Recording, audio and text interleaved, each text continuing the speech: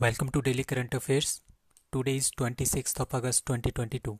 The first question is Homi Bhabha Cancer Hospital and Research Center Amrita hospital Asia's biggest hospital. ठीक है, ये दो चीज़ें हैं, एक है Homi Bhabha cancer hospital and research centre 1 and दूसरा है अमृता हॉस्पिटल।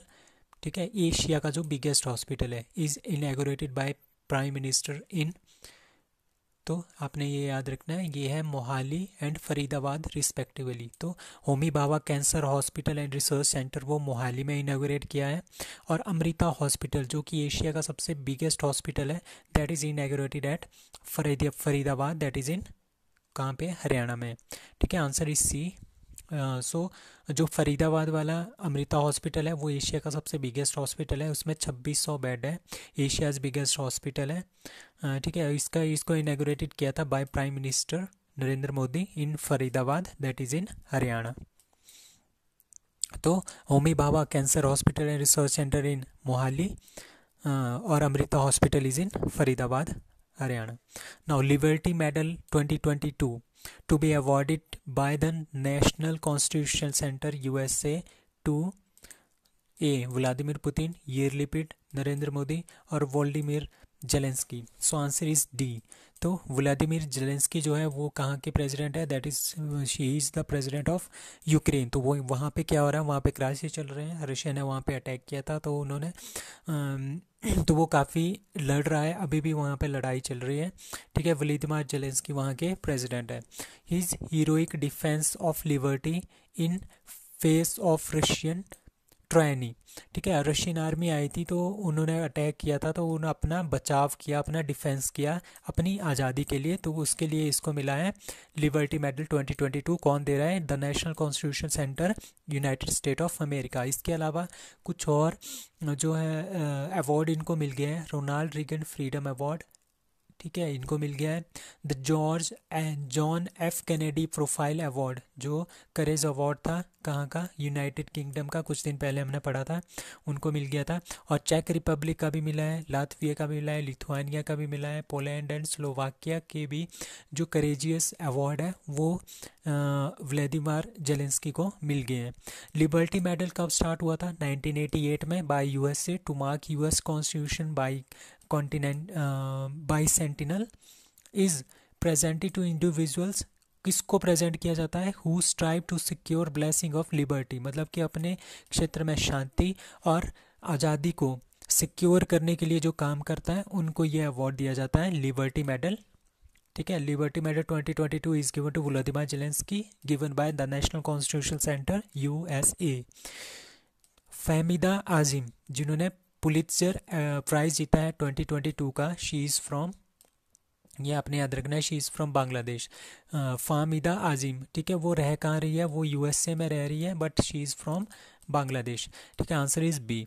सो पुलित्जर जो अवार्ड होते हैं ये हम देते हैं in the field of reporters को, ठीक है, बाय रिपोर्टर्स को ये अवार्ड दिया जाता है। So Bangladesh born Fahmida Azim working for the insider, कौन सी मैगजीन को, इंसाइडर ऑनलाइन मैगजीन के लिए काम करती है।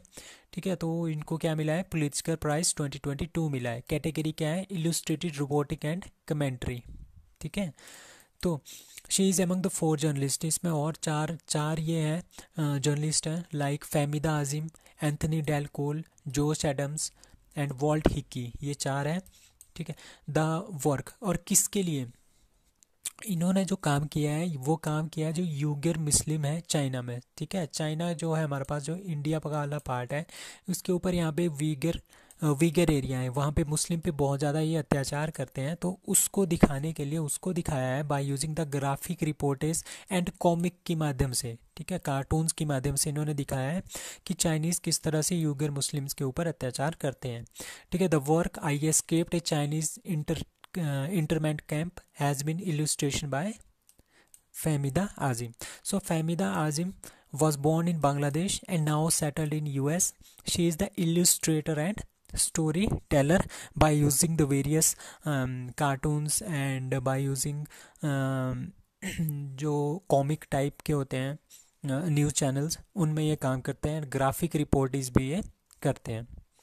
नाउ साहित्य अकेडमी युवा पुरस्कार जो 2022 है for Hindi is given to Bhagwant Anmol. आपने ये रखना है भगवान, भगवान हिंदी का वर्ड है तो आपने याद रखना है जो साहित्य अकेडमी अवार्ड फॉर हिंदी है that is given to Bhagwant Anmol. ठीक है, साहित्य अकेडमी अवार्ड कब स्टार्ट हुए थे? They were started in 1954 and it is given in 24 languages.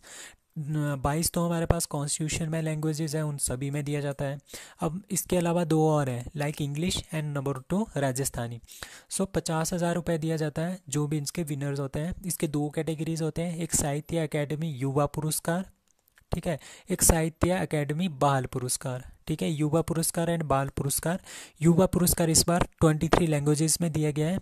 Hindi के लिए दिया गया है प्रमेय, प्रमेय जो एक नॉवल लिखी है by Bhagwant Anmol, and English के लिए दिया है मिहिर वत्सा को।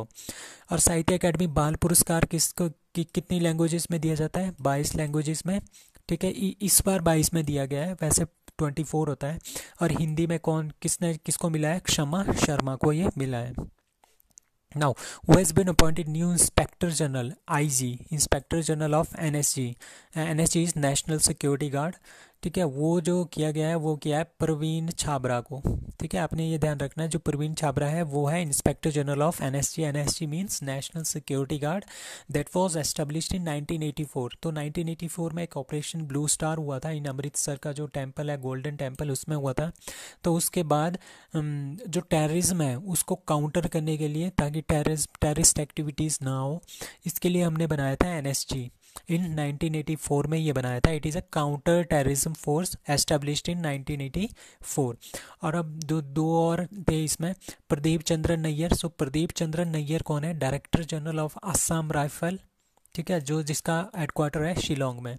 नाउ पंकज कुमार सिंह कौन है? He is the director general of BSF border security force, जो कहाँ पे है? इंडिया और पाकिस्तान के बॉर्डर पे तैनात है, उसको बोलते हैं BSF. Now first online government taxi service of India is launched by. तो कौन लॉन्च कर सकता है? आपको ध्यान रखो, दैट इज़ केरला। केरला के पास इतनी काफ़ी ज़्यादा वो अच्छी प्रोजेक्ट लेके आते हैं, तो इनका यही है online government taxi service, that is of Kerala, that is answer D. तो इसका नाम है केरला सवारी है, हमने कुछ दिन पहले भी पढ़ा था। Kerala Savari by Kerala government started from Thiruvananthapuram. Thiruvananthapuram इसकी कैपिटल से स्टार्ट हो रहा है। इसमें क्या हो रहा है, जैसे हमारे पास रश आवर्स होते हैं, जैसे रश आवर्स होता है 5 बजे के बाद सबको छुट्टी होती है 6 बजे तक, 6 बजे के आसपास, तो उस टाइम बहुत ज़्यादा क्या हो जाता है, क्राउड हो जाता है रोड्स के ऊपर।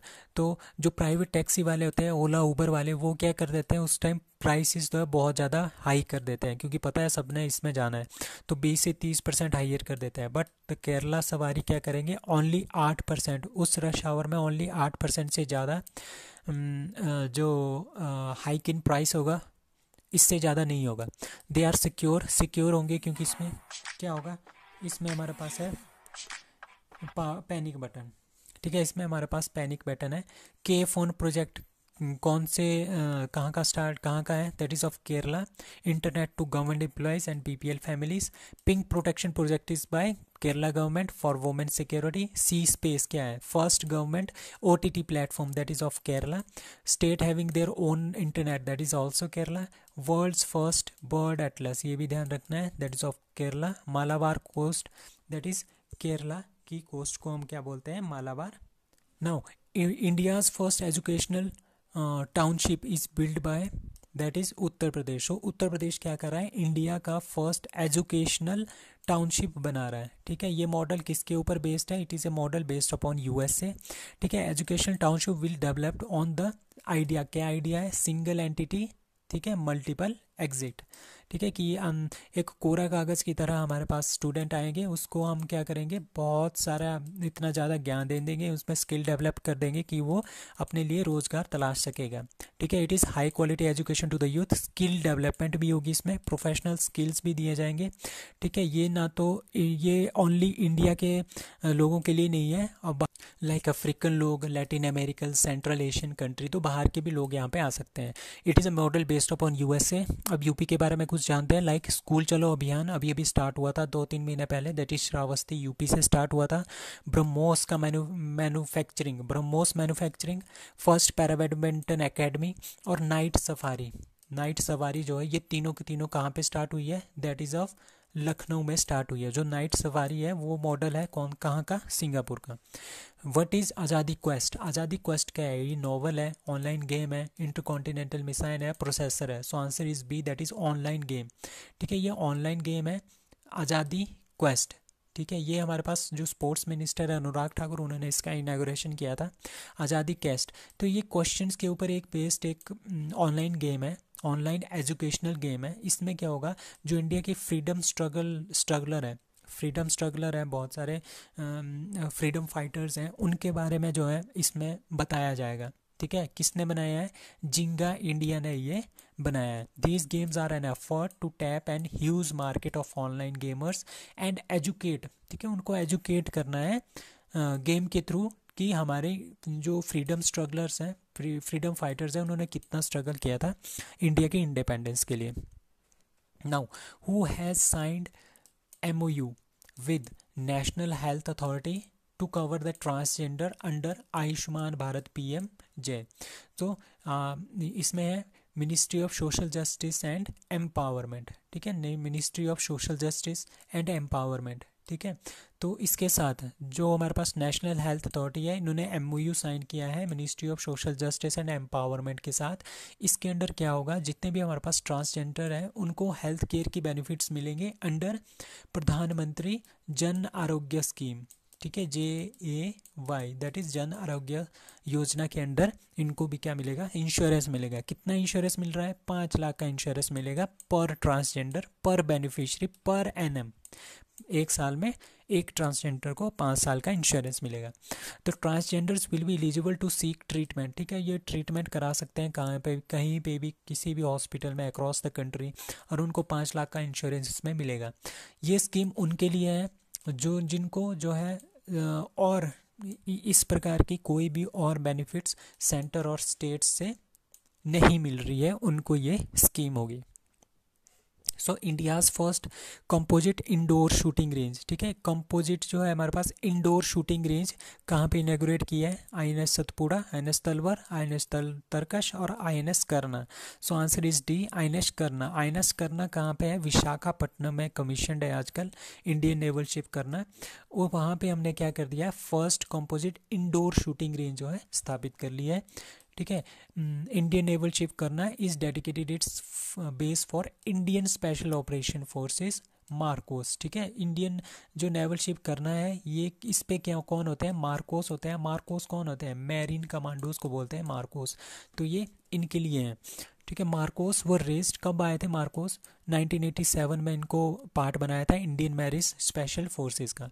अब INS करना is based on in navy eastern command, that is Visakhapatnam में ये कमीशनड है। कब से, 2016 से। अब कुछ और बातें जानते हैं, like INS Satpura. INS Satpura ने कहाँ पे, रिम्पैक्ट 2022 जो वर्ल्ड की सबसे बड़ी जो नेवल एक्सरसाइज है वो हो रही है इन USA हवाई आइलैंड पे। INS सतपुड़ा और PATI इंडिया को रिप्रेजेंट किया था इन दोनों ने। और इसके अलावा प्लस फर्स्ट नेवल शिप है हमारे पास INS सतपुड़ा, जो पहुंची थी हमारे पास वेस्टर्न साइड, जो नॉर्थ अमेरिका है उसका जो वेस्टर्न साइड है, यहाँ पे पहुंची थी कौन सी, INS Satpura for the first time.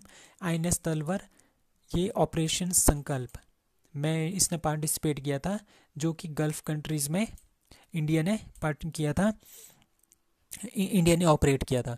INS तरकश क्या है, इसने अनफ्लर किया है ट्राई कलर इन रियो ब्राज़ील में ऑन 15 अगस्त 2022। तो ये तीनों क्वेश्चंस काफ़ी ज़्यादा इंपॉर्टेंट है। सो ये भी याद रखना है, इंडिया का first composite indoor shooting range that is inaugurated in INS करना।